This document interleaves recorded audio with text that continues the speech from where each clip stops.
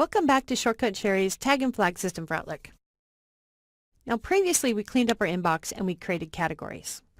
Our next step is to kind of decide what we're going to do with these emails, and there are a couple of tools available to us. I think I told you in the beginning that I only triage my email 3 times a day, and this is how I do it. First thing I do is I change my inbox to unread. Because if I've already read them, I've already dealt with them. So I know that these are the emails that I haven't yet touched. As I'm triaging my email, I don't act upon anything in here. All I do is decide what I'm going to do with it and when I'm going to do it.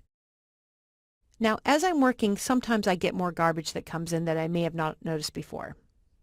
So if it's garbage, just delete it.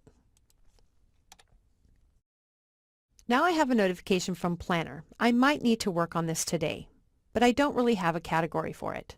So this is where the Shari's tag and flag name comes into play.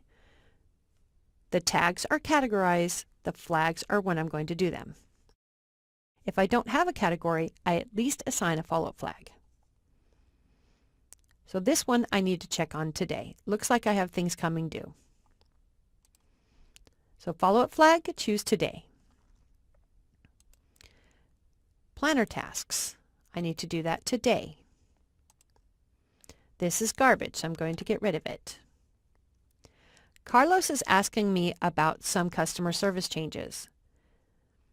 Maybe this is a phone call that I need to make to him. So I'm going to categorize this as customer service. I might add additional one of phone call, and I need to do that this week. Now I have one from Amy. And Outlook is giving me a helping hand here. If you haven't noticed these before, you may or may not have them turned on in your environment, but they are available. Notice the blue links at the top of the window. One says Bing Maps and the other one says Action Items.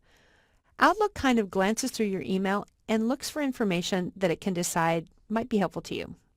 So for example, Bing Maps showed up because there's an address in my email. Let's look what Action Items does. Action Items reads through your email and looks for phraseology that indicates you might have a task. Beautiful.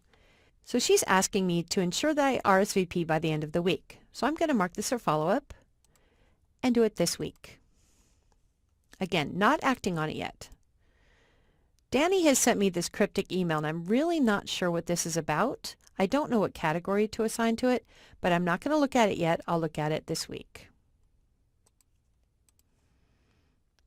Here's a litigation meeting. This is a scheduling meeting, but it's also litigation.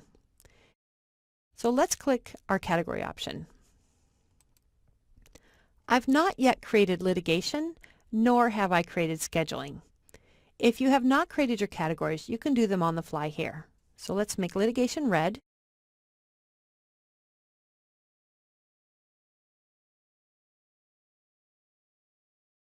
And notice that it applies the category.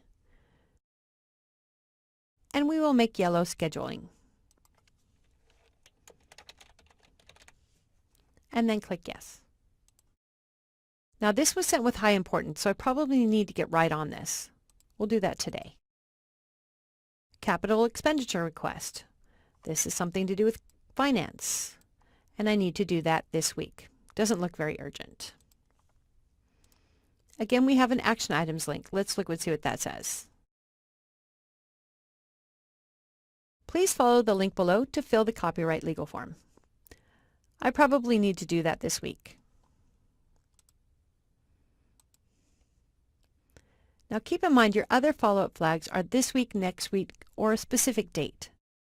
This is my triage system. I do this on every single email. I add a tag and I add a flag.